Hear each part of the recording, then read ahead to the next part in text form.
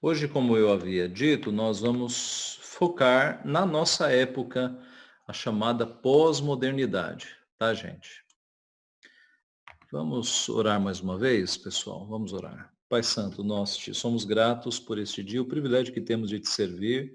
Pedimos, Pai, que nos abençoe, que nos ajude, para que possamos aprender mais do Senhor, entender a tua palavra, aplicar os conceitos, entender estes tempos, entender o século, para que assim, Pai, iluminados pela tua verdade, nós tenhamos como responder a dar razão da fé que nós cremos e também alcançar aqueles que estão enredados pelas sutilezas, pelos sofismas desta época, Pai. Sabemos que o teu evangelho é poderoso para destruir qualquer sofisma, Pai. Pedimos que nos abençoe, nos dê a mente de Cristo, para que sejamos usados pelo Senhor. Abençoa-nos, portanto, cuida de nós, ajuda-nos, Pai, para que tenhamos esta aula.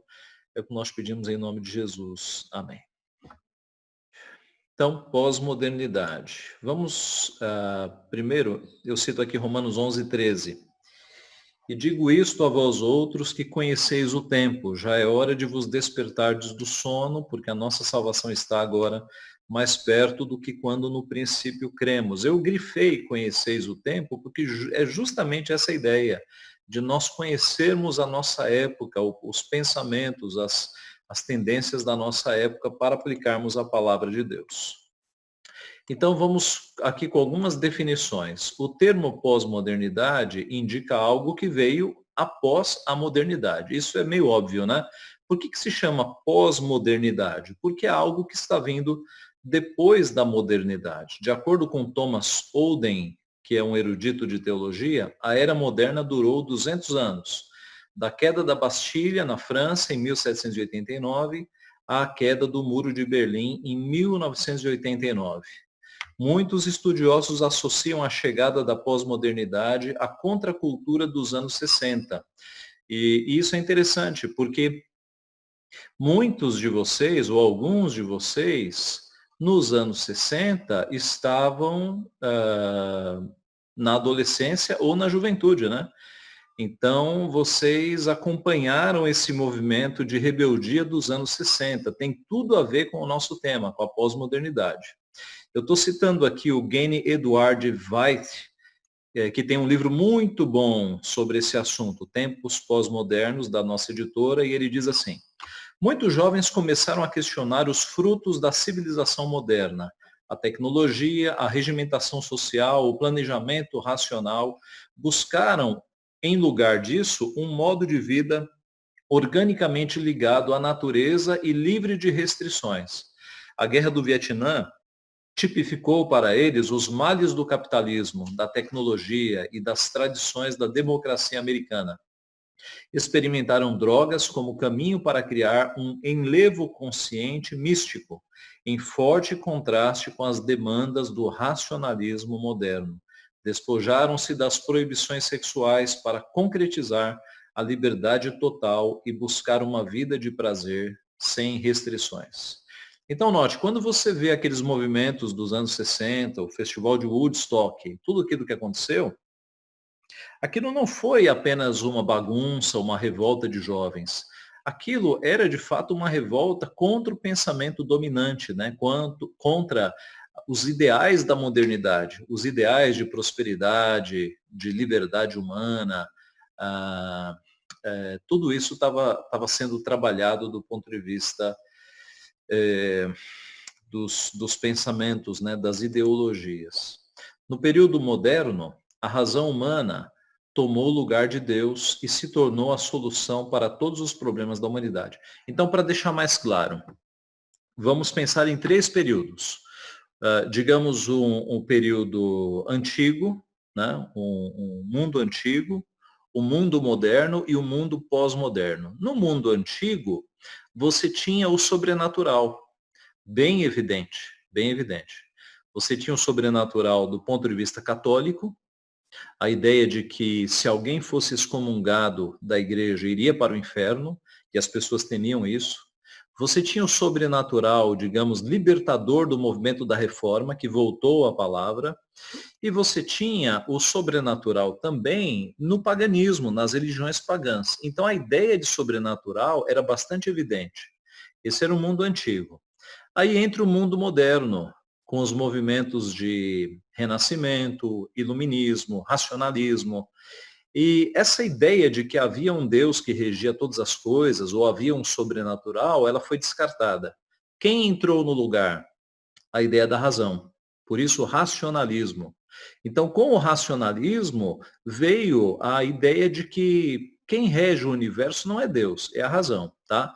Esse é um mundo moderno. O racionalismo entra trazendo o chamado mundo moderno de ideais de ciência, tecnologia, razão. Mas o mundo moderno caiu e entrou agora o mundo pós-moderno, tá? É disso que nós estamos falando. Então, o que é dito aqui é o seguinte, que no período moderno, depois do mundo antigo, a razão humana tomou o lugar de Deus e se tornou a solução para todos os problemas da humanidade. Todavia, 200 anos depois, o mundo mudou. Chegou agora o pós-moderno. A razão foi destronada e a revolução industrial perdeu seu lugar para a era da informática. Tá? Na pós-modernidade, então, o intelecto foi substituído pela vontade, a razão pela emoção, a moralidade pelo relativismo. Fabiano Oliveira esclarece que a desilusão gerada pela ineficácia das promessas da razão e da ciência em dar conta dos problemas sociais, guerras, fome, enfermidades, e conduzir a humanidade ao progresso, levou o homem pós-moderno a uma atitude de suspeita em relação a todo tipo de princípio que se considere absoluto, incluindo a própria razão e o conhecimento científico. Então, a ideia de verdades absolutas, de que há um certo e errado, isso caiu. A nossa geração, ela não crê mais nessas coisas, tá? A gente vai ver quais são os pensamentos. De acordo com Fabiano Oliveira, na modernidade, alguns ídolos do coração foram. Então, note, a gente está falando da modernidade, aquele movimento que substituiu o mundo moderno, o mundo antigo, né, que veio com racionalismo, iluminismo, e que durou aí uns 200 anos. Então, os ídolos do coração da modernidade foram a absolutização da liberdade, autonomismo, a ideia, veja, o conceito de liberdade é um conceito bom. Agora, quando você coloca a liberdade em termos absolutos, é a ideia de que você não quer mais as amarras, digamos assim, de um Deus que controla a humanidade. Tá? Essa é a implicação, é o autonomismo, é a ideia de que as leis são minhas, não são de Deus. A absolutização do ideal de progresso, o otimismo progressista. Na época da modernidade, uma das palavras de ordem era o progresso. Aliás, na nossa bandeira está lá, né? Ordem e progresso. A absolutização da razão, o racionalismo. Não se crê mais em uma revelação sobrenatural que veio de Deus. Eu não creio mais em milagres, diria o racionalista. Ele só crê naquilo que pode ser comprovado em laboratório.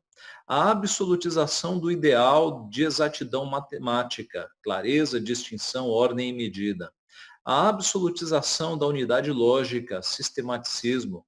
A absolutização do ideal de ciência e da técnica como forma de dominação da natureza, o cientificismo e o tecnicismo. Nós falamos sobre isso no domingo passado e muita gente ainda tem altas esperanças de que é a ciência e a tecnologia que vão salvar o mundo. A absolutização da prosperidade econômica é um outro Deus deste século. A gente vai falar hoje sobre materialismo. E, finalmente, a absolutização da ideia de desenvolvimento, historicismo e vitalismo naturalista. Então, na época da modernidade, anterior à nossa, você tinha esses conceitos. Por sua vez, na pós-modernidade, os ídolos são outros. São o apreço por quem sou e pelo que é meu, narcisismo, o apreço pela liberdade e o medo da imposição de limites e da opressão, que é o autonomismo, uma lei própria, né? O ideal de bem-estar econômico, que é o hedonismo consumista, a absolutização do apreço pela contradição e pela expressividade e supervalorização das sensações, o irracionalismo. Note, a supervalorização das sensações ao invés das ideias e da razão. Um exemplo que é bastante fácil da gente perceber isso. Na época moderna, um anúncio de carro na televisão, ele seria mais ou menos apelando para a força do motor, né? Os dados seriam técnicos. Você deve comprar esse carro porque ele faz tantos quilômetros com 1 litro de gasolina, porque o seu motor tem tal potência, porque o seu material é um material diferente, né? Assim seria um comercial de carros antes ali de 1989, né? Foi essa data da queda do muro, né? 1989. Depois disso, você deve ter percebido o quanto a questão das sensações e da experiência tem entrado na área do marketing. Então, um comercial de carro hoje, ele vai ser mais ou menos assim, sinta a experiência de dirigir um carro possante não, né? Isso é linguagem antiga, mas um carro potente como este. Desfrute da experiência de um veículo assim. Você merece essa sensação. É sempre apontando para as sensações, para a ideia da experiência, tá? Não tanto para a razão, mas mais para o lado da emoção e do sentimento. Nós falamos um dia desse sobre cinema, né? Que o cinema, os filmes que são feitos hoje, eles mexem muito mais com as emoções do que com a razão, né? Eles tentam de fato nos surpreender a cada momento para que nós tenhamos as nossas emoções mexidas, né? A área de efeitos especiais não sabe mais o que fazer para superar o que já foi feito até agora. Então, alguns costumam se referir a alguns filmes como cinema adrenalina, né? Porque é explosão, é impacto, é susto, é um misto de emoções o filme inteiro. Tá? Isso tem a ver com o nosso século, a supervalorização das sensações. Seguindo, a absolutização do ideal de desburocratização e informalização da realidade, a informalidade. Olha, isso aqui também é muito presente, é muito presente. A ideia de informalidade, de quebra de protocolo. Né? Veja só, no passado, numa cerimônia formal, né, na coroação de um rei ou na posse de um presidente da República, os rituais eram seguidos e a quebra de protocolo, se alguma coisa não seguisse o ritual, essa quebra era constrangedora, tá? Hoje é o contrário. Parece que o pessoal tem orgulho em quebrar o protocolo. Já repararam isso? Parece que a sensação do evento é a quebra do protocolo. Por quê? Porque na pós-modernidade, com a ideia de não absolutos, com a ideia de verdades relativas, você desconstrói tudo que está estabelecido. Então, para que protocolos? Vamos ser informais. Eu não sei qual foi a última cerimônia de formatura que você já foi, de escolas seculares. A última que eu fui não foi de seminário, de uma escola, de uma faculdade normal, né? Eu passei muito nervoso, porque foi uma bagunça. Uma bagunça. Você não tem mais formalidade, você tem bagunça, bagunça. E parece que o espírito do século é ser cada vez mais informal. Algumas igrejas têm assumido essa bandeira de fazer cultos informais. Né? E diz lá no site, o nosso culto é informal. Por quê? Porque é o espírito da época, é o espírito do século. Você não faz mais as coisas com reverência, com solenidade, a percepção de que nós estamos diante do Rei dos Reis. Formalidade para a nossa geração soa com algum tipo de autoridade que tem que ser quebrada. Por quê? Porque é o século. É justamente um ídolo desse século. O ídolo, deixa eu voltar aqui para o texto, da desburocratização e informalização da realidade, a informalidade, tá? Isso é muito presente nos nossos dias. A exacerbação da suspeita em relação à autoridade das ideologias, narrativas e sistemas totalizantes, a insubmissão, tá? Então, a Bíblia diz que nós devemos ser submissos aos nossos pais e, por implicação, a todas as autoridades, ao professor da sala de aula, ao meu superior no emprego, no serviço, aos superiores do governo. Nós temos uma submissão que é ordenada na palavra de Deus, né? Devemos ser submissos. Mas você percebe como a palavra submissão, na nossa época, ela traz alguma coisa errada no nosso pensamento? Parece que ela não se encaixa bem, porque é o espírito da época. As pessoas não querem ser submissas. Então, no passado, um aluno, e temos irmãs aqui da área de ensino, né? No passado, a professora e o professor eram respeitadíssimos. O professor entrava em sala, os alunos ficavam em pé, né? Era um respeito com professores e professoras. Hoje tem professor apanhando de aluno. A gente vê algumas imagens na internet que são lamentáveis. Por quê? Porque é justamente uma era de quebra de absolutos e quebra da autoridade. Então começa em casa. Os filhos não respeitam os pais. Quando vai para a escola, os alunos não respeitam os professores. E, muito provavelmente, esse pessoal não vai respeitar a polícia, não vai respeitar autoridades constituídas, vai ter muita dificuldade em se submeter a uma chefia na empresa, né, porque tem dificuldade em se submeter a lideranças. Essa é a geração da nossa época, tá? Agora, as pessoas seguem isso porque é justamente o espírito do século. É a ideia de insubmissão. Se não existe verdade absoluta, quem a pessoa pensa que é para ser superior a mim? Caem as autoridades. A absolutização do apreço pelo aqui e agora, o imediatismo, né?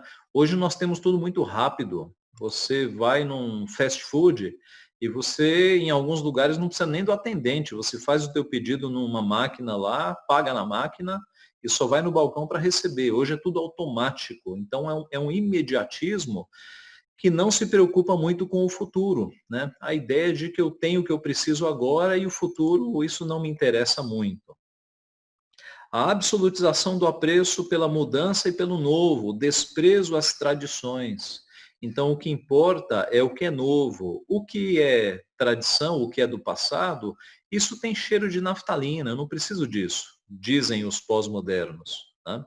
A absolutização. Aliás, deixa eu só fazer um parênteses aqui, que é o seguinte. Existe um livro que trata de confissões ou de subscrição confessional, né? O fato de uma igreja assumir confissões de fé para expor a sua doutrina. Se chama o imperativo confessional, que é do... Me fugiu o nome. Quem me ajuda? Carl Truman, acho. Carl Truman. Obrigado, Denis. Imperativo confessional do Carl Truman. E no começo do livro ele faz uma indicação muito interessante. Ele diz o seguinte: por que que as confissões têm sido bem desconsideradas, e não apenas as confissões, mas tudo que é do passado tem sido desconsiderado pelas gerações mais novas? Porque no passado, as gerações mais novas dependiam dos mais velhos. Então, se um garoto fosse trabalhar numa tecelagem, ele ia precisar aprender como mexer nas máquinas, ensinado por um homem mais velho. Tá? Então, a geração mais nova dependia da consciência ou da experiência daquele que era mais velho. Hoje, irmãos mais velhos, quando vocês têm problema no celular, vocês pedem para quem arrumar? Geralmente para o filho ou para o neto, né? Então, percebe a inversão? Percebe que com essa geração que nasceu sabendo mexer em tecnologia, você vê bebês com o dedinho na tela, né?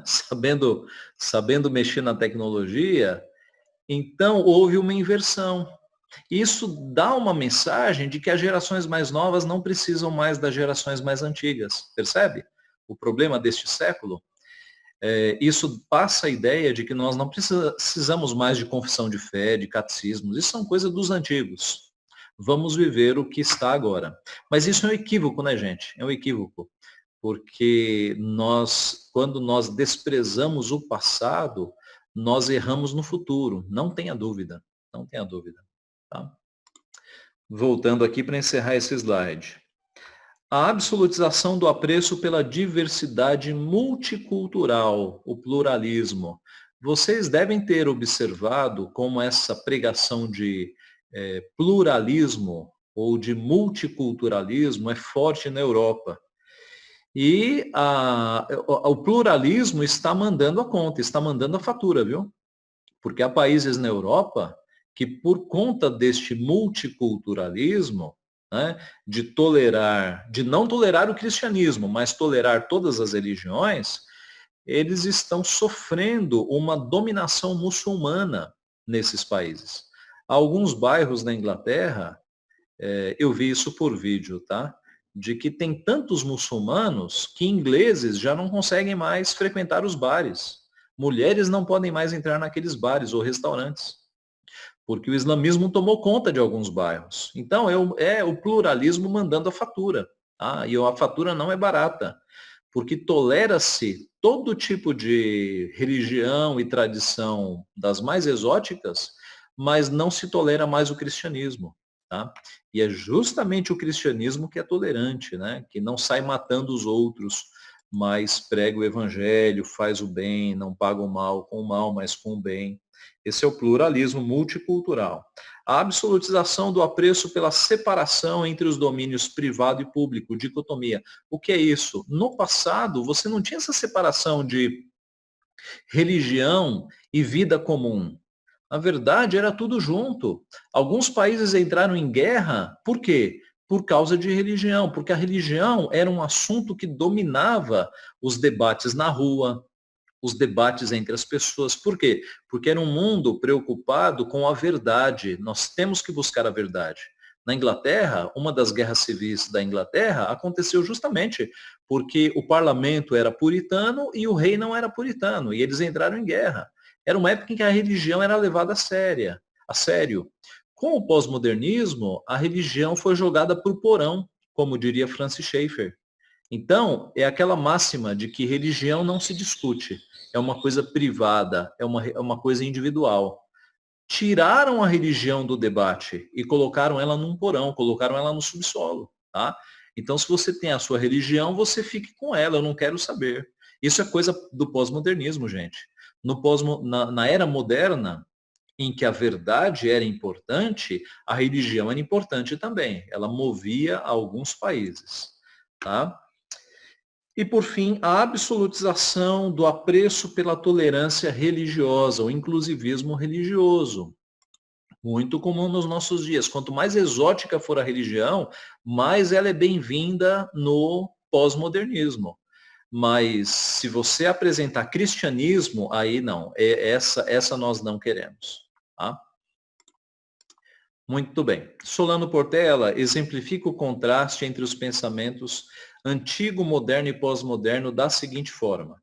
Assim podemos diferenciar o pensamento antigo do pensamento moderno e do pensamento pós-moderno, como se três pessoas estivessem conversando. A pessoa antiga dirá, fale-me sobre isso, argumente. A pessoa moderna dirá, prove-me com algum experimento verificável. E a pessoa pós-moderna dirá, é tudo inútil, não dá para ter certeza de nada, eu não estou interessado nisso, deixe-me viver a vida.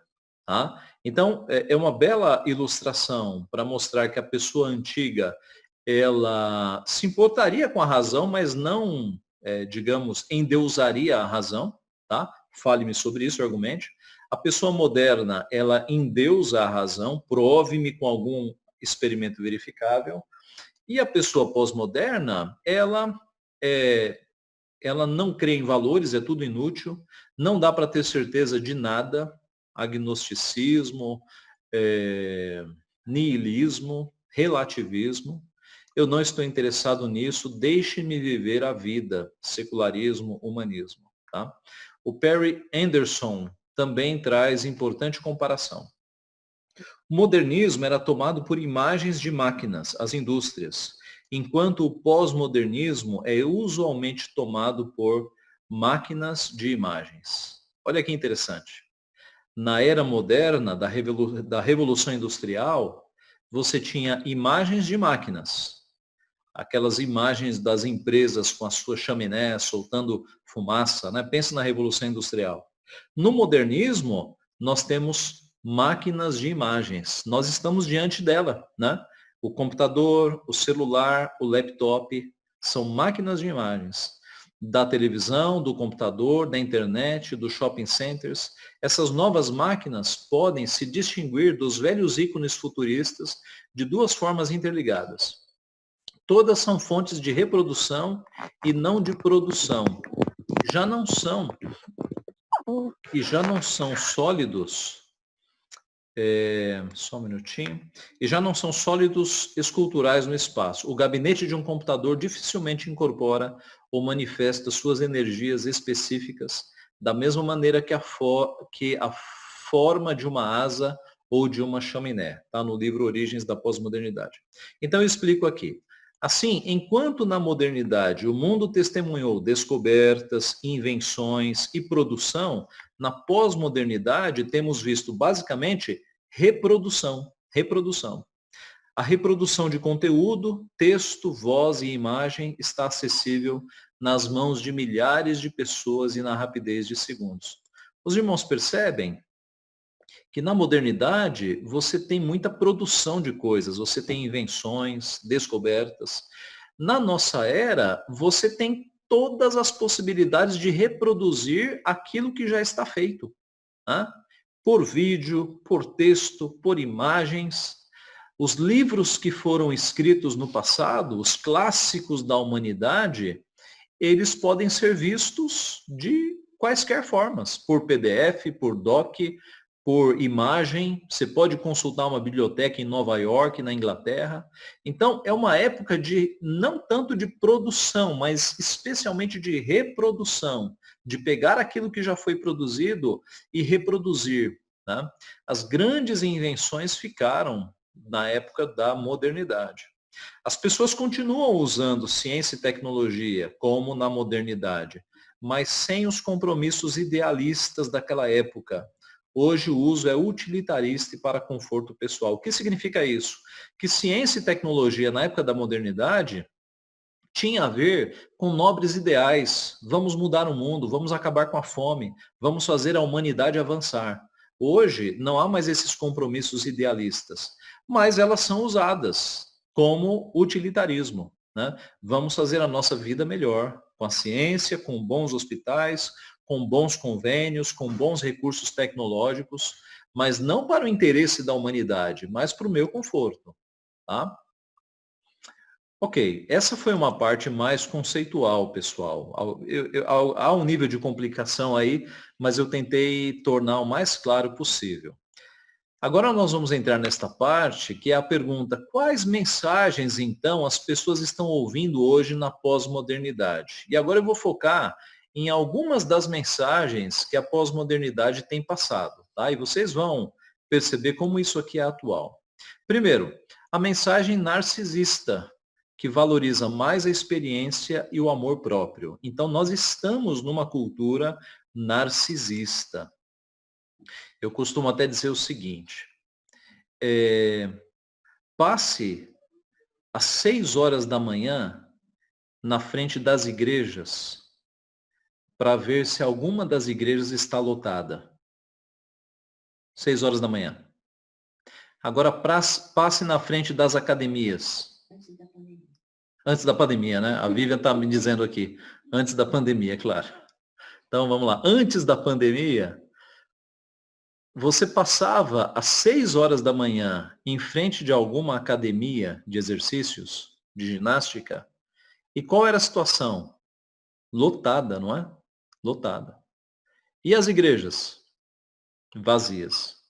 Isso é, irmão, sintomático da nossa época. É sintomático. As pessoas estão mais preocupadas com o corpo do que com o espírito. Há pessoas que gastam 6, 7 horas em uma academia de ginástica. Por quê? Elas estão preocupadas com o espírito? Não. Elas estão preocupadas com a imposição narcisista da nossa época, em que o corpo é importante, a aparência é importante. O espírito não tem nada a ver, tá? Então, não estranhe, é o espírito da nossa época, que reflete nas academias de ginástica. Narciso é o nome daquele jovem da lenda grega que costumava admirar o seu próprio reflexo no espelho das águas. Diz a lenda que ele até morreu, né? Ele ficou tanto tempo ali apreciando a sua beleza que ele acabou morrendo. É uma lenda, né? Claro. Mas foi dessa lenda que se tirou o termo. 2 Timóteo 3, 1 e 2. Sabe, porém, isto, que nos últimos dias sobrevirão tempos trabalhosos, porque haverá homens amantes de si mesmos. Tá? Na nossa versão, eu acho que está como egoístas, mas na Almeida Corrigida Fiel, é bem interessante como eles colocam, né? Homens amantes de si mesmos. Eis que chegou esse tempo, irmãos, em que as pessoas têm casos amorosos consigo próprias, né? Elas se amam exacerbadamente. Na atual cultura, as pessoas amam a si mesmas e se endeusam. O importante é a geração atual, não as gerações anteriores. A nossa geração, dizem eles, é a geração mais importante. O orgulho narcisista é tão evidente que algumas pessoas saem de um auditório mais impressionadas com a pergunta que fizeram do que com a palestra que ouviram. Isso é fato, isso é fato. Eu já vi isso várias vezes. A pessoa sai mais impressionada com a genialidade da pergunta que ela fez do que com o próprio conteúdo da palestra, do que com o próprio estudo. Pessoas assim são ensimesmadas, são pessoas amantes de si próprias, como a palavra de Deus já nos profetizou. Os críticos literários acham que você traz a um texto de Milton, perdão, os críticos literários acham que o que você traz a um texto de Milton é mais importante do que o texto lhe traz. Eu estou citando aqui o Cornelius Plantinga, num artigo chamado As Loucuras da Moda. Mas veja o que ele está dizendo. A nova perspectiva hermenêutica, literária, é que o que o escritor escreveu não é tão importante quanto o teu universo que você leva para o texto. Isso tem a ver com o relativismo e com as chamadas novas hermenêuticas, né? De que não importa o que o autor quis dizer naquele texto. O que importa, na pós-modernidade, é a forma como você vê aquele texto. Então, o sentido primário do texto não tem importância nenhuma. O que é importante na nova hermenêutica pós-moderna é a tua experiência e o que você entende daquele texto. Percebe? Então, no fundo, o autor não é mais dono do sentido do texto. O sentido do texto está naquele que lê. Essa é a pós-modernidade. É o relativismo. Não existe verdade. Eu é que construo a minha verdade. Olha aí o pessoal da área do ensino. Já ouviram falar em construtivismo, né? O construtivismo da área educacional parte deste princípio também, de que o professor não tem autoridade. O professor é um orientador, na verdade. O professor no construtivismo é aquele que vai guiar o aluno para que o aluno descubra mais ou menos o que ele já sabe. Não há autoridade do professor que passa um conteúdo com autoridade, percebe? Isso é o construtivismo. As novas gerações estão sendo educadas desta forma, que não há autoridade, ok? Então, não estranhe que os profissionais, que os professores não sejam respeitados, porque a própria ideologia que é passada para eles ensinarem parte desse pressuposto, de que não há autoridade. Tá? Esse é o relativismo. Essa é a mensagem narcisista, tá? Valoriza mais a aparência e o amor próprio. é a ideia de que, eu acho que foi Vânia que na aula passada levantou o jargão, né, de que o que importa é que eu tenho que ser feliz, eu tenho direito à felicidade. Se encaixa bem no narcisismo, tá? A ideia de que eu não preciso me preocupar com os outros. Eu preciso é amar a mim mesmo. Essa é a ideia narcisista. E apreciar não os valores espirituais, mas a imagem, a aparência. O nosso século passa a mensagem materialista, valoriza mais o ter do que o ser. O conceito é o de que a felicidade está nos bens materiais. A ideia de que o dinheiro compra tudo, o dinheiro compra até a felicidade, tá? Estamos no mundo materialista. Então, frases como o dinheiro compra tudo, quanto mais rico, melhor, tudo isso é bem evidente. É um mundo materialista, não preciso explicar muito isso, né? Porque a gente vê essa ideia de materialismo nos nossos dias. Quais são as consequências de uma sociedade que acha que a felicidade está nos bens materiais, no conforto financeiro? Primeiro, rejeição a Deus. É o dinheiro que me sustenta, né?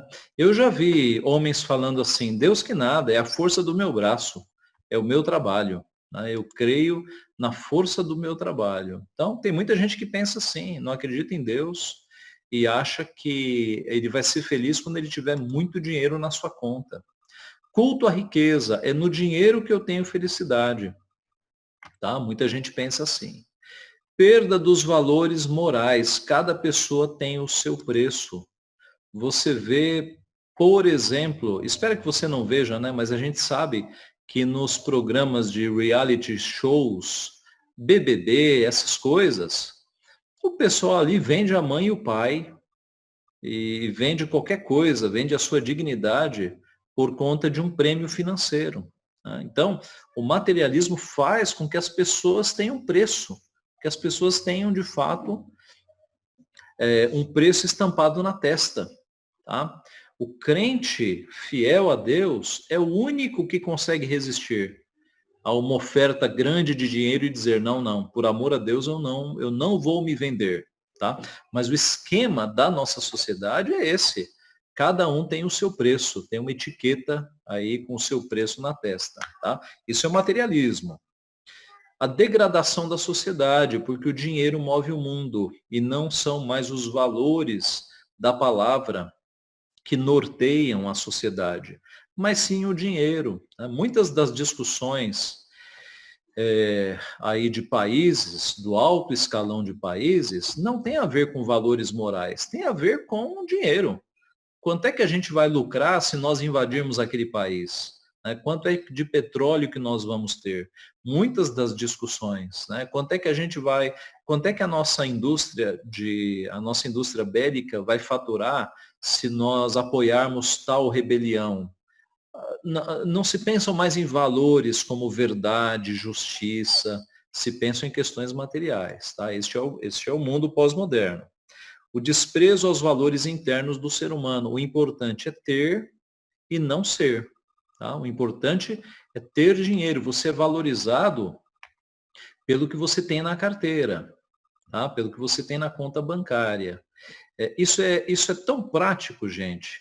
Se você entrar numa loja vestido de um jeito que aparente que você tem dinheiro, você vai receber um tratamento. Se você entrar numa loja vestido assim com aspecto de pobre, você vai ser atendido de outro jeito, tá? Não tenha dúvida, não tenha dúvida. Eu geralmente, como sou pastor e ando de terno e gravata, eu costumo ser bem atendido, né? Mas se eu disser que eu sou pastor, percebem, irmãos? É um mundo que trata as pessoas não pelo que as pessoas são, mas pelo que elas aparentam ser. Então, o importante para a nossa sociedade, infelizmente, é o ter e não o ser. E a pergunta que eu faço é, será que esse materialismo já entrou na igreja? Já entrou no mundo evangélico? O que você Já, acha? sim, com certeza já entrou. Por onde? Tem um nome? É a teologia da prosperidade. Desses pastores que são ricos. E são ricos por quê? Porque eles fazem com que o povo tenha uma relação de dinheiro com as suas igrejas. Tá? Então, olha, há pouco tempo atrás eu conversei com um irmão que ele foi de uma dessas igrejas e como ele foi, como ele tem um tio que é pastor lá, ele contou tantos absurdos, meus irmãos, tantos absurdos envolvendo dinheiro, tá?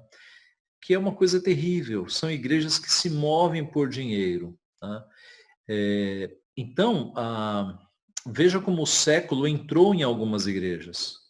Quando você condiciona a tua relação com Deus a sacrifícios financeiros, a dinheiro, é porque o materialismo entrou totalmente na igreja. Totalmente.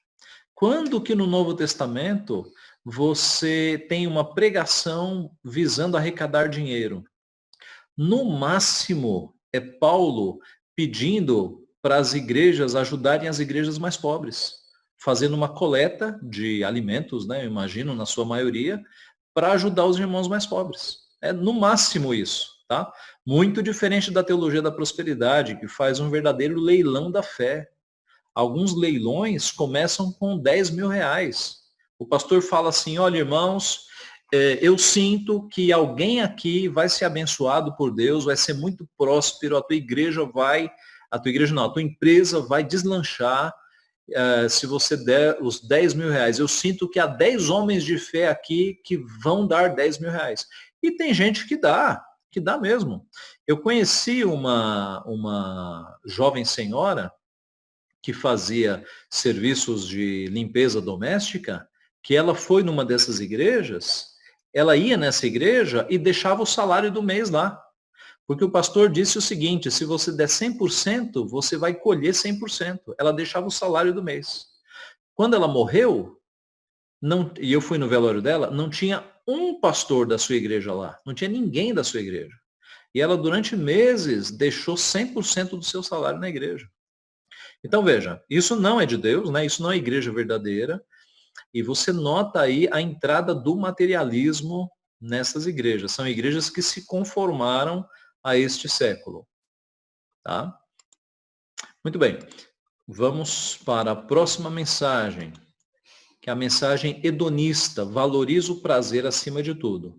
O hedonismo é a teoria que afirma que o prazer é o bem supremo da vida humana. O J.I. Packer, no livro Religião, Vida Mansa, nos fala sobre o que está acontecendo com nossa sociedade.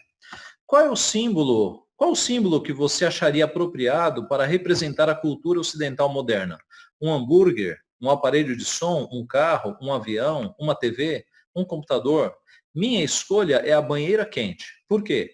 Porque uma banheira quente é tão divertida. Assim como a imagem do cão olhando para o tubo de som nas etiquetas daqueles discos antigos, transmite a ideia do fascinado deleite com aquilo que está sendo ouvido, assim também o emblema da banheira quente expressa perfeitamente a paixão obsessiva do mundo moderno em encontrar formas agradáveis de se relaxar. Nossos antepassados descansavam para estar prontos para trabalhar. Nós trabalhamos para estar livres para descansar.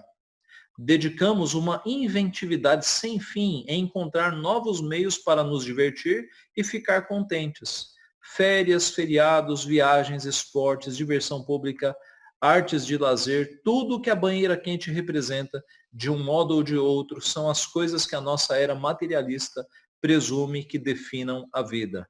Isto tem consequências perturbadoras para a cristandade ocidental. O hedonismo, a síndrome da busca do prazer, distorce a santidade e o hedonismo hoje exerce uma influência férrea sobre nossas realidades. Prioridades. Esse livro em inglês é a religião da banheira quente, Hot Tube Religion. Tá? Em português, o editor achou que banheira quente não é uma coisa muito, muito brasileira, né? Dificilmente a gente tem banheiras quentes nas nossas casas. Tá? Tanto é que a capa do livro ficou um sujeito numa rede. tá? E aí o nome foi mais abrasileirado, né? Religião Vida Mansa. Mas o espírito está bem expresso ali, que os nossos antepassados, eles descansavam para trabalhar. Os nossos antepassados descansavam para trabalhar. Nós, a nossa geração, eu diria, ela trabalha pensando no descanso, no entretenimento. Tá? E isso é tão levado a sério, no pior sentido do termo, na nossa sociedade, que as pessoas, elas tentam se entreter tanto que elas se cansam. Elas se cansam. Elas ficam até enfatuadas de tanto divertimento, de tanta distração. Ok? O entretenimento cansa. E as pessoas na segunda-feira estão acabadas. Por quê? Porque entraram nesse ciclo de entretenimento que não descansa ninguém, né? O nosso descanso está em Cristo. Se você quer descansar sua alma, vá orar. 5 minutos de oração são mais descansadores do que 3 horas assistindo filme ou séries, tá? Mas essa é a cultura atual, tá? O hedonismo. O critério não é mais o que é moralmente correto, mas o que é sensorialmente prazeroso. Então, não importa como eu conduzo o meu namoro ou casamento. Não importa se, de acordo com a Bíblia, eu estou em flagrante pecado. O que importa é o meu prazer obtido, o meu bem-estar. Não importa se, para conseguir bens, eu tenha que usar de expedientes ilícitos, ilegais e desonestos. O que importa é o bem-estar e o conforto financeiro meu e da minha família. O que importa é o meu prazer e a minha felicidade. Não importa se eu tiver que deixar minha esposa para trocar por uma mais nova. Se isso me faz sentir bem, é isso que deve ser feito. Então, observe, você não tem mais o critério de isso é errado. Para o mundo pós-moderno, não existe essa história de errado. Existem as coisas que te fazem sentir bem e as coisas que não te fazem sentir bem. É basicamente isso. Tá? Veja como é um mundo perdido. John MacArthur explica também esta tendência. Então ele diz, enquanto Charles Spurgeon batalhava na controvérsia do declínio, uma tendência mundial começava a emergir, a qual estabeleceria o curso dos afazeres humanos em todo o século XX. Era o surgimento do entretenimento como centro da vida familiar e cultural. Essa mesma tendência viu o declínio do que Neil Postman chamou de a era da exposição, cuja característica era uma ponderada troca de ideias de forma escrita e verbal, pregação, debates e preleções. Isso contribuiu, o Neil Postman está dizendo que essa era de troca de ideias de forma escrita e verbal, ela ficou para trás, tá? Veja o que virá. Isso contribuiu para o surgimento da era do show business, na qual a diversão e o entretenimento se tornaram os aspectos mais importantes e que mais consumiriam o tempo e a conversa das pessoas. Dramatização, filmes e finalmente a televisão colocaram o show business no centro de nossas vidas e, em última análise, bem no centro da nossa sala de estar. No show business, a verdade é irrelevante. O que realmente importa é se estamos sendo ou não entretidos. Atribui-se pouco valor ao conteúdo, o estilo é tudo. Nas palavras de Marshall McLuhan, o veículo é a mensagem. Infelizmente, hoje, essa forma de pensar norteia tanto a igreja quanto o mundo. Então, quando você ouviu aí show business, você deve ter pensado no mundo, né? O quanto o mundo hoje valoriza programas que não têm conteúdo nenhum, mas têm atrações sensoriais. Mas observe a igreja também, né? O tanto de igrejas que não se preocupam mais com conteúdo, mas se preocupam com uma apresentação, com teatro, com shows, com coisas para o povo ver, e não para pensar, não para se alimentar em termos de conteúdo, tá? Igrejas que também aderiram a este século. Essa é a mensagem hedonista. E partindo para o final, a mensagem relativista. Não existe, não crê em uma verdade absoluta. Então não existe uma verdade, existem muitas verdades. Logo, não existe a mentira e nem o errado. Frases então, isto é relativo, essa é a sua opinião, eu penso diferente. Todas as religiões levam a Deus, religião não se discute, Tudo isso são frases do relativismo. O Gene White diz assim: aqueles que acreditam que não existem absolutos repudiam os que rejeitam o relativismo, chamando-os de intolerantes, por tentarem forçar suas crenças em outras pessoas. Então, note, nós crentes que não cremos em relativismo, que nós cremos nos ideais da palavra, nós somos os intolerantes, tá? Porque nós tentamos forçar as nossas crenças em outras pessoas. Esse é o mundo pós-moderno, que não admite que alguém tenha uma verdade. Todos têm verdades, tá? Quais são as consequências do relativismo? A perda de referência moral para a sociedade. Então, numa sociedade em que você não tem mais certo e errado, o que é o certo e o errado?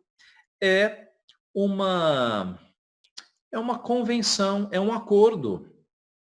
O certo e errado, ele vai mudando de acordo com o que as pessoas mudam. Então, o que é certo hoje, ele, há 50 anos atrás, era errado. Por quê? Porque você não tem uma verdade fixa. A Bíblia é a nossa verdade fixa e absoluta. A Bíblia não muda. Então, se a Bíblia diz que homossexualismo é errado desde que foi escrito e sempre o será. A Bíblia é um referencial fixo.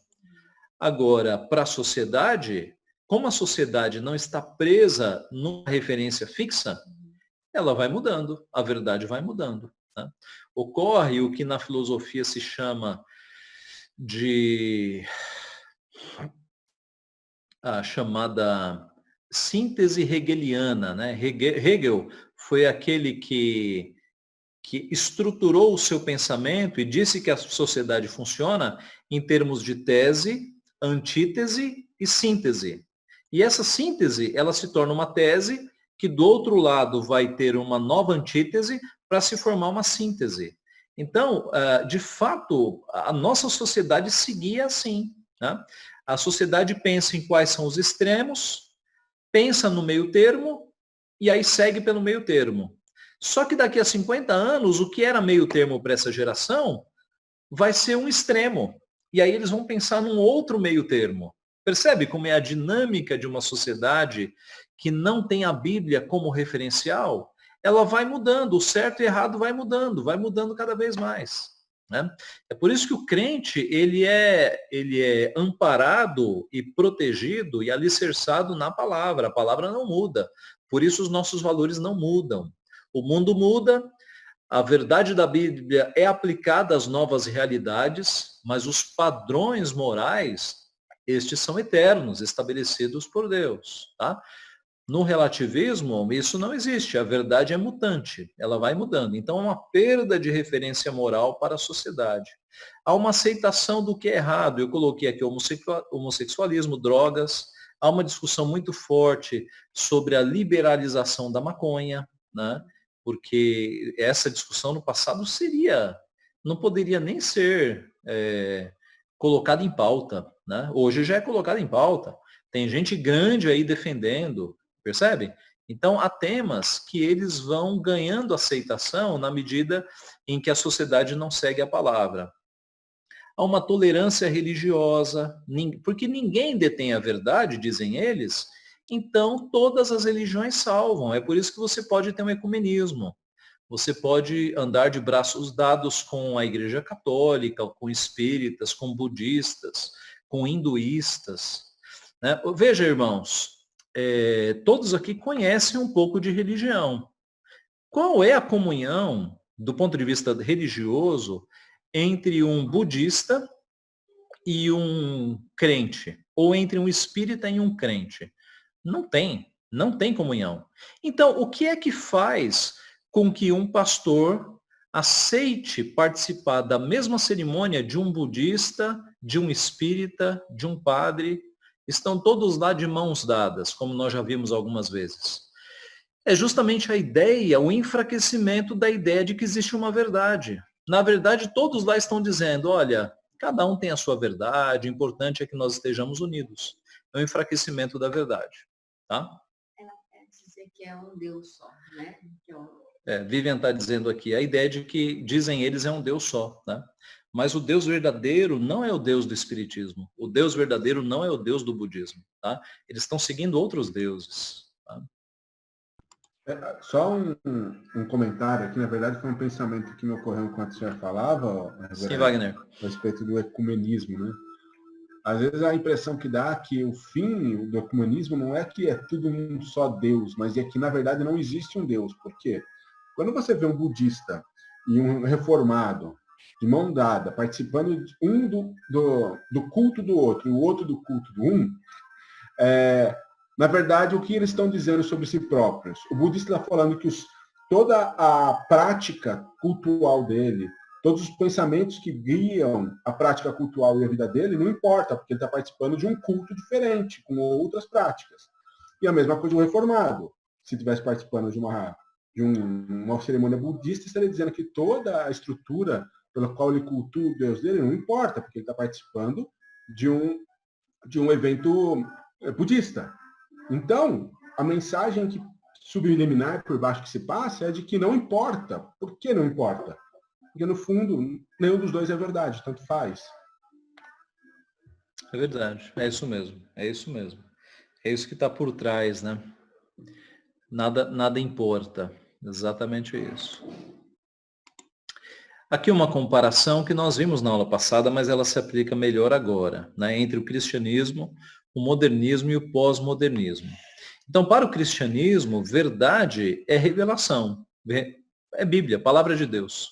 A verdade vem de cima, é Deus quem dá. Para o modernismo, a verdade é a razão, é aquilo que pode ser comprovado em laboratório. Para o pós-modernismo, não há verdade, simplesmente. Ou todas as verdades são verdades, o que torna uma verdade inaceitável, inexistente. Para o cristianismo, o maior pecado é a independência de Deus, é você dizer não preciso de Deus e negar a Deus. Para o modernismo, como a razão é endeusada, o maior pecado é a ignorância. E para o pós-modernismo, o maior pecado é a intolerância, é você não aceitar todas as visões, porque na verdade há muitas verdades. A ética, o modo de vida do cristianismo segue a autoridade moral das escrituras. Deus diz o que é certo e errado. No modernismo, a escolha é individual, né? Você escolhe o caminho que você quer seguir. No pós-modernismo, você não escolhe não. Você tem que andar no curso da sociedade, tá? O que a sociedade diz que é aceitável, que é a moda, né? Que é a tendência, você tem que seguir, tá? Então, qual é a mensagem, qual mensagem o indivíduo pós-moderno necessita receber? Em outras palavras, qual é a nossa resposta a estas tendências, tá? Então, a resposta ao narcisismo é a beleza da virtude, não a beleza do corpo, é a beleza dos valores morais, daquilo que está dentro de nós. E agora nós temos alguns textos e eu vou pedir a colaboração de vocês. Cada um abre em um texto, tá? Começando por 1 Samuel 16:7. Porém, o Senhor disse a Samuel: Não atentes para a sua aparência nem para a sua altura, porque eu rejeitei. Porque o Senhor não vê como vê o homem. O homem vê o exterior, porém o Senhor o coração. Ok.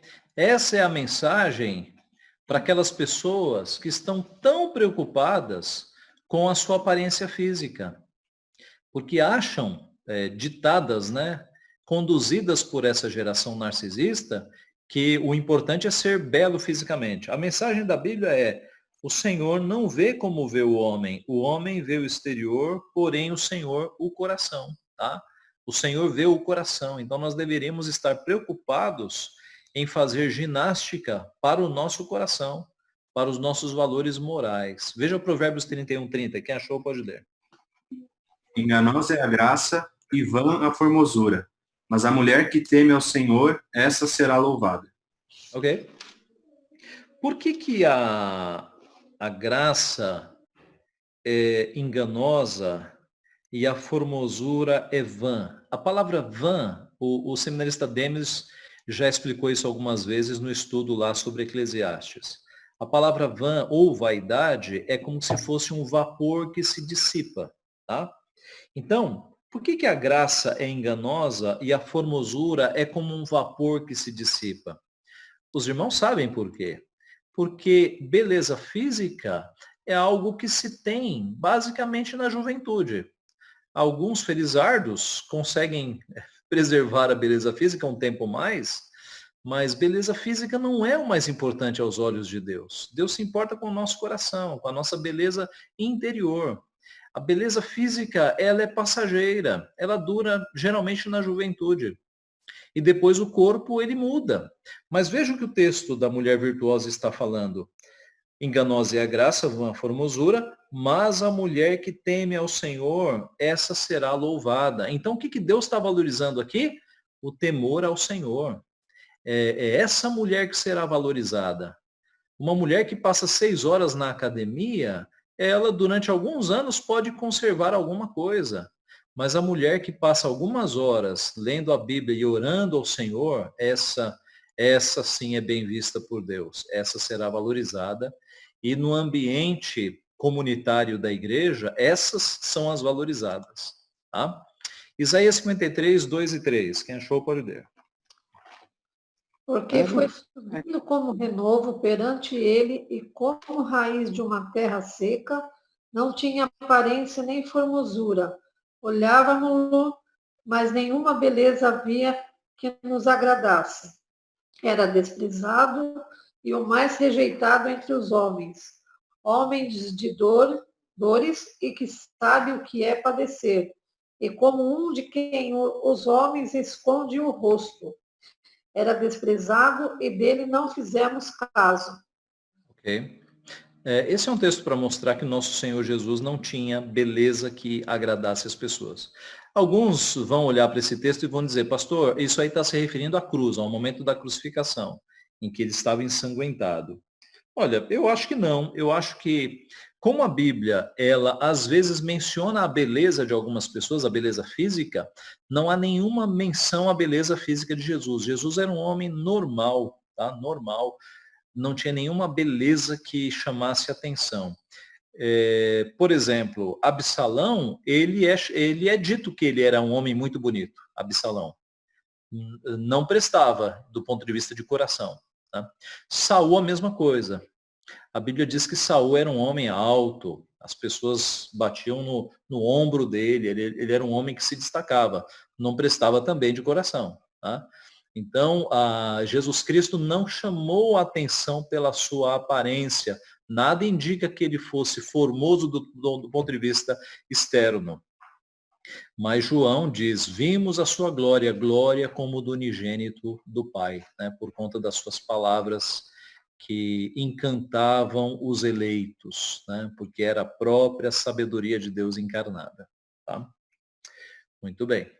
Vamos para o próximo texto, 1 Pedro 3, 3 e 4. Quem achou pode ler.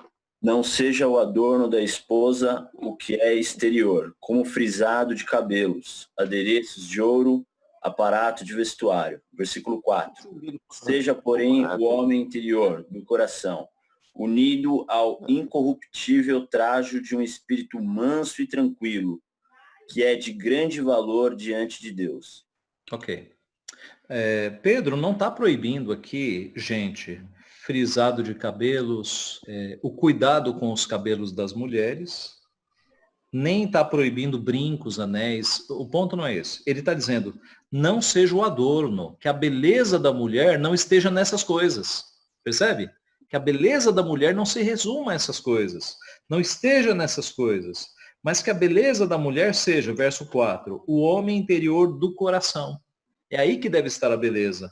Unido ao incorruptível trajo de um espírito manso e tranquilo. É aí que está a beleza da mulher, um espírito manso e tranquilo, que é de grande valor diante de Deus. Note que Deus, não, em nenhum momento na Escritura, ele diz para as mulheres que a beleza física é importante. Ele sempre aponta para a mulher que teme ao Senhor, a mulher que tem um espírito manso e tranquilo, porque foi amansado pela palavra, né? As irmãs que são mais agitadas, a palavra é que amansa os temperamentos. Né? E isso é de grande valor diante de Deus.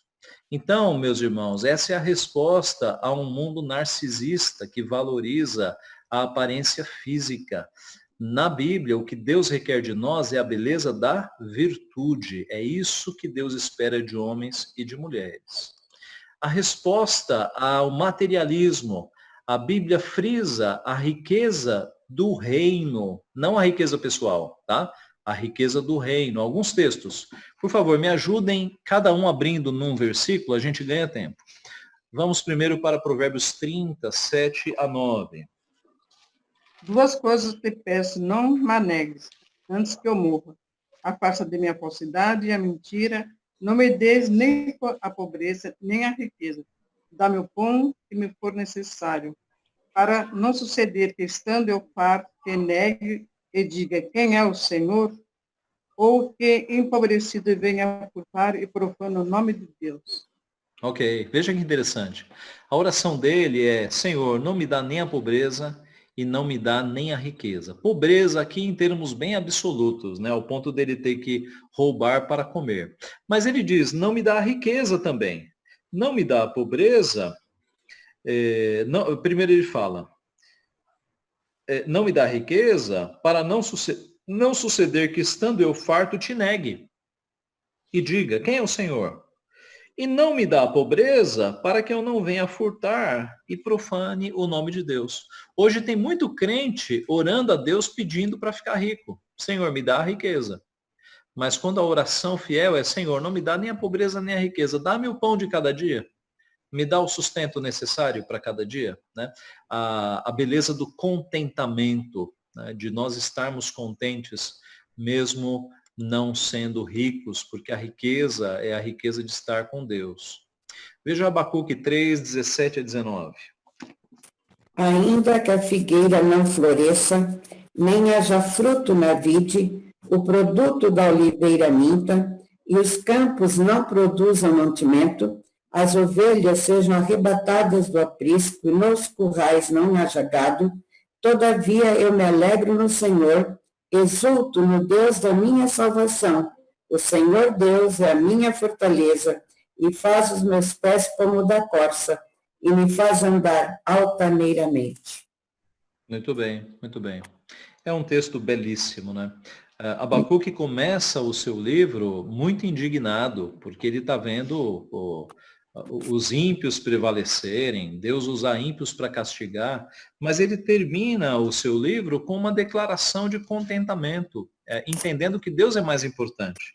Então, ainda que a figueira não floresça, não haja fruto na vide, ainda que o meu sustento acabe, eu me alegro no Senhor, exulto no Deus da minha salvação, né? Trazendo para os nossos dias, ainda que eu fique desempregado, que a minha renda abaixe, ainda que eu passe necessidade, eu ainda vou me alegrar no Senhor e exultar no Deus da minha salvação, tá? A gente tem que estar preparado para fazer essa oração, para não trocar Deus pelos bens.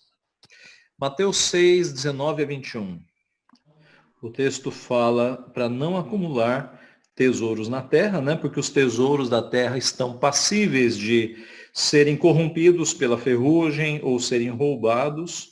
E o foco é, ajuntai para vós outros tesouros no céu, onde a traça nem a ferrugem corroem, onde ladrões não escavam, roubam.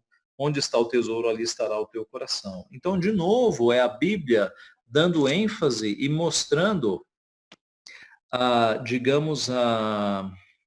o aspecto passageiro dos tesouros deste mundo, né? O aspecto passageiro, e mostrando que a gente deve acumular tesouros no céu. Como é que a gente acumula tesouros no céu?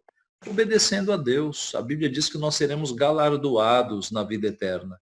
Não sabemos como, mas são os tesouros do céu. Tá? Mateus 13, 44. Já pode ler, por favor, o 44, 45 e o 46. O reino dos céus é semelhante a um tesouro oculto no campo, o qual certo homem, tendo achado, escondeu, e transbordante de alegria, vai, vendo tudo o que tem e compra aquele campo. O reino dos céus é também semelhante a um que negocia e procura boas pérolas, e tendo achado uma pérola de grande valor, vende tudo o que possui e a compra. Então veja só, nas duas parábolas você tem o elemento financeiro envolvido. Na primeira, um tesouro. Na segunda, uma pérola, uma pérola de grande valor. Na verdade, na segunda, tendo achado uma pérola de grande valor, vende tudo o que possui e compra. E na primeira, ele compra o campo, porque há um tesouro escondido. A comparação aqui é justamente com o reino de Deus, com a salvação, né? Que a salvação vale mais do que qualquer dinheiro. Essa é a ideia. Tá? Infelizmente, algumas pessoas ficam ricas e abandonam a Deus, abandonam a igreja. Tá? Ontem eu conversava com uma pessoa que falou de um caso de um jovem, que era um jovem muito, muito hábil na música, e ele foi para aquele programa do Raul Gil, e ele se destacou lá e começou a ganhar muito dinheiro, abandonou a igreja, simplesmente abandonou a igreja. Ganhou muito dinheiro e perdeu muito dinheiro, porque o que vem fácil vai fácil também, né? Mas o ponto é que com muito dinheiro no bolso, ele simplesmente sumiu da igreja. Então, é o contrário do que a Bíblia nos diz, né? A Bíblia nos diz que para alcançar a salvação, nós devemos estar dispostos a tudo. Nós olhamos para as nossas coisas e achamos menos importantes do que a salvação. A parábola mostra que a salvação é muito mais importante do que qualquer outro bem. Tá? Vamos agora para o próximo texto. Mateus 19, 20 a 21.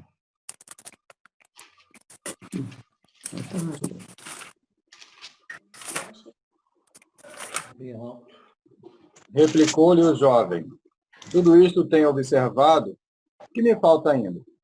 Disse-lhe Jesus: se queres ser perfeito, vai, vende os teus bens, dá aos pobres e terás um tesouro no céu. Depois vem e segue-me. Muito bem. E na continuação, nós sabemos que o jovem se retirou triste porque era dono de muitas propriedades. O jovem materialista estava diante do Messias e não ouviu a voz do Messias. Preferiu ficar com os seus bens. Percebe? Veja 2 Coríntios 4, 18. Não atentando nós nas coisas que vêm, mas nas coisas que não se veem. Porque as que se veem são temporais, e as que não se veem são eternas. Olha só. As coisas que nós vemos, incluindo riquezas e dinheiro, são passageiras, são temporais. As coisas que nós não vemos, os tesouros espirituais, uma vida de comunhão com Deus, estas coisas nós levamos para a eternidade, elas são eternas. E 1 Timóteo 6, do 7 ao 10. Quem achar pode ler. 1 Timóteo 6, 7 a 10. Porque nada temos trazido para o mundo, nem coisa alguma podemos levar dele. Tendo sustento e com que nos vestir, estejamos contentes. Ora, os que querem ficar ricos caem em tentação e cilada, em muitas concupiscências insensatas e perniciosas, as quais afogam os homens na ruína e perdição. Porque o amor do dinheiro é a raiz de todos os males, e alguns nessa cobiça se desviaram da fé e a si mesmos se atormentaram com muitas dores. Muito bem. Gente, muita coisa aqui em resposta ao materialismo deste século, da nossa geração. Primeiro, o verso 7, né? O verso 6, que eu não coloquei, também é digno de nota. De fato, grande fonte de lucro é a piedade com o contentamento. Então, no verso 7 que foi lido, nós não trazemos nada para o mundo. Quando nós nascemos, nascemos sem nada. E quando nós morremos, gente, nós morremos sem nada também. Diz o ditado popular que caixão não tem gaveta, né? E nem tem trailer, e nem tem caminhão, nem tem... como é que chama aquele compartimento de navio? Container, né? Então, do lado do caixão, você não tem um container para levar suas coisas. Nós vamos para a eternidade sem nada. Nós chegamos neste mundo sem nada. Nós partimos sem nada. Tá? Tendo sustento e com que nos vestir, estejamos contentes. É a graça do contentamento. É o contrário de um coração cobiçoso, ambicioso, né? Uma fixação por querer ficar rico, por ter bens. A Bíblia não aprova isso. E vem um alerta, aqueles que querem ficar ricos caem no quê? Tentação e cilada, e em muitas concupiscências. O amor ao dinheiro é raiz de todos os males, e alguns nessa cobiça se desviaram da fé a si mesmos e se atormentaram com muitas dores. Então, pastor, o que eu devo querer? Ora, comunhão com Deus, riquezas espirituais, e Deus vai dar o sustento, o pão de cada dia a você. E caso você fique rico, use o teu dinheiro para o reino, para abençoar pessoas que passam por necessidades, para sustentar missionários. Aí o teu dinheiro será bem usado. Tá? Então, irmãos, fechando aqui, a mensagem ao mundo materialista é a riqueza não nossa, pessoal, mas a riqueza do reino de Deus, os valores do reino. Uma mensagem de resposta ao mundo hedonista, vocês se lembram que hedonismo é aquela ideia de que o prazer é o que interessa. É o prazer da obediência. Você tem prazer em obedecer a Deus. Aí está o nosso prazer. Veja o Salmo 1, verso 2. Antes o seu prazer está na lei do Senhor, e na sua lei medita de dia e de noite. Muito bem. Onde é que está o nosso prazer? Na lei do Senhor. E ela ocupa a nossa mente dia e noite. Aí está a verdadeira teologia do prazer, né? É nós termos prazer em Deus. Salmo 73, 24 e 25. Tu me guias com o teu conselho e depois me recebes na glória. Quem mais tenho eu no céu? Não há outro em quem eu me compraza na terra. Muito bem. Me compraza na terra tenha prazer, tá? O Salmo 73 é muito importante porque o salmista está justamente lidando com a sua ambição, com o seu inconformismo com o fato de que os ímpios prosperam. Os ímpios têm dinheiro. E no momento do Salmo ele fala, e eu sofro todo dia, toda manhã. Ele, em certa parte do Salmo, diz que com efeito, inutilmente conservei puro o coração e lavei as mãos na inocência. Talvez fosse melhor que eu fosse desonesto para ter dinheiro também. E aí Deus conduz a perceber qual é o fim dos ímpios, né? Deus leva o salmista Asaf, de alguma forma, ao inferno, ou dá uma visão, né, do que acontece com os ímpios, e aí o salmista cai em si e percebe que ele é feliz. Deus está do lado dele, né? E Deus é o seu prazer. Tá? Mateus 3,17. E eis uma voz dos céus que dizia, este é o meu filho amado, em quem me comprazo. Ok, Deus no batismo de Jesus, dizendo que Jesus é o filho amado, em quem ele tem todo o seu prazer. Por que eu coloquei esse texto? Porque nós deveríamos viver de uma forma de obediência que Deus olhasse dos céus e também tivesse prazer em nós e dissesse, este é também meu filho amado, em quem eu tenho o meu prazer. Tá? Então, nós geramos alegria e contentamento no nosso Deus, que é um Deus perfeito, é claro, né? Mas ele se alegra quando os seus filhos andam em obediência. Romanos 7, 22. Porque no tocante ao homem interior, tenho prazer na lei de Deus.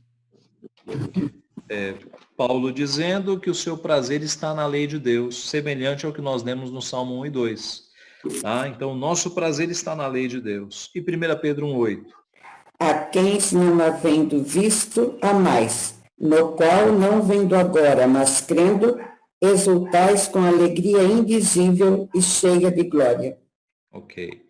Pedro falando aqui de qual deve ser o tipo de alegria do cristão pelo fato de crer em Deus, né? Alegria indizível e cheia de glória. Alegria indizível é uma alegria que você não consegue expressar com palavras, tá? Talvez você já tenha passado por uma alegria dessa, tão grande que você não conseguiu verbalizar, você não conseguiu expressar com palavras. Então, fechando aqui a resposta ao hedonismo, a Bíblia mostra que é possível ter prazer, mas não nas coisas do mundo, porque elas são passageiras. Ali é um prazer enganoso, que dura pouco tempo. O verdadeiro prazer é obedecer a Deus, andar nos seus caminhos. E, por fim, a verdade, a certeza dos absolutos. Como resposta ao mundo relativista, que diz que não há uma verdade, a nossa resposta é que há a certeza dos absolutos. Eu coloquei aqui leis da natureza entre aspas, porque é entre aspas mesmo, né? Deus, ele comanda a sua criação de uma forma tão perfeita que dá-se a aparência de que existem leis da natureza, tá? Mas é o Deus sustentando todas as coisas pela palavra do seu poder. Mas o que eu quero dizer aqui é o seguinte, irmãos. Se Deus estabeleceu leis fixas na natureza que não falham, o Deus que estabeleceu absolutos do ponto de vista da física, né, da biologia, é o Deus que estabeleceu leis morais. Em outras palavras, é o seguinte: pergunte para um relativista se há alguma chance, algum relativismo de eu soltar o meu celular agora e ele não ir direto para o chão. Há relativismo nisso? Nenhum. Nenhum. Do ponto de vista da física, não há relativismo. São leis que só são interrompidas se Deus fizer um milagre. Tá? Se Deus não fizer um milagre, são leis absolutas. A lei da inércia, do empuxo, do que você quiser mencionar. Tá? Então, como é que existem leis absolutas na natureza e no ponto de vista moral elas são relativas? Não foi o mesmo Deus que fez todas as leis? Todas são absolutas. As leis morais são absolutas também. Tá? Esse é um argumento para você usar com relativistas. Mateus 7, 13 e 14, por favor. Entrai pela porta estreita, larga é a porta, espaçoso o caminho que conduz para a perdição, e são muitos os que entram por ela. Versículo 14, porque estreita é a porta, e apertado o caminho que conduz para a vida, e são poucos os que acertam com ela. Ok. De acordo com o texto, quantos caminhos? 2. 2 caminhos. O relativismo fala vários caminhos. A Bíblia, Deus diz 2 caminhos. Ou é o caminho largo que conduz à perdição, ou é o caminho estreito que conduz à salvação. Tá? Então a gente tem que abrir os olhos dos relativistas, dos ecumenistas, dos pluralistas, dizendo que não há várias verdades. Há 2 verdades, há 2 caminhos apenas. Veja João 3,18. Quem nele crê não é julgado. O que não crê já está julgado, porquanto não crê no nome do unigênito Filho de Deus. 2 caminhos, o que crê e o que não crê. O que crê já está salvo, não é julgado. O que não crê já está julgado. Né? Então são 2 caminhos também. João 14, 6. Respondeu-lhe Jesus: Eu sou o caminho e a verdade e a vida. Ninguém vem ao Pai senão por mim. Artigos definidos: o caminho, a verdade, a vida. Ninguém vem ao Pai senão por mim. Mais claro impossível, né, gente? Mais claro impossível. Um caminho só a Deus, e esse caminho passa por Cristo. João 17, 17. Santifica-os na verdade, a tua palavra é a verdade. Ok? No mundo relativista de muitas verdades, a resposta é: a verdade é a palavra de Deus. A tua palavra é a verdade. Ele é o referencial absoluto para um mundo se guiar. Então essa é a resposta ao relativismo. Então, concluindo, Cristo não veio para te dar beleza física, Cristo não veio para te dar riqueza material, Cristo não veio para te dar prazer sensorial nas coisas do mundo, Cristo não veio para te dar opções, muitos caminhos, Cristo veio para te dar salvação. Tá? Isso é o que é o importante na vida do ser humano. Estou citando aqui Richard Sibbes, ou Saibes, um puritano. O que for bom para os filhos de Deus, eles terão, porque tudo é deles para avançá-los para o céu. Se cruzes forem boas para isso, eles a terão. Se desonra for boa, eles a terão. Porque tudo é nosso para servir a nosso bem principal. Então, esse nosso irmão está dizendo que tudo que for bom para os filhos de Deus, nós teremos. Se sofrimento for bom para nos aperfeiçoar, Deus vai usar. Se humilhação e desonra for bom para quebrar o nosso ego, Deus vai usar. Deus vai usar. Porque nós temos um Deus, meus irmãos, que é Pai, que Ele controla os nossos sofrimentos para o nosso bem, na justa medida para o nosso aperfeiçoamento. Tá? Porque tanto os judeus pedem sinais, como os gregos buscam sabedoria, mas nós pregamos Cristo crucificado. Então, os judeus queriam ver milagres, os gregos estavam buscando sabedoria humana. Paulo diz, nós pregamos o Cristo crucificado, a verdade é uma pessoa, a verdade é Cristo Jesus. Porque decidi nada saber entre vós, senão a Jesus Cristo e este crucificado. Num mundo de muito conhecimento racional, né? Corinto estava pertinho de Atenas, Paulo diz, eu decidi saber nada disso, senão Cristo e este crucificado. E nós encerramos aqui, no meu relógio, 12h30. Conseguimos. Irmãos, essa é a resposta a um mundo, ao chamado mundo pós-moderno, né, que abandonou a razão e agora pensa em várias verdades, colocou o elemento da emoção, do culto a si mesmo, tudo que nós vemos hoje. A Bíblia tem respostas e a Bíblia tem libertado pessoas desse tipo de cosmovisão totalmente errado, porque não é uma cosmovisão bíblica, né? Se Deus nos colocou neste mundo com esta mensagem, é porque esta mensagem vai, de fato, libertar muitas pessoas.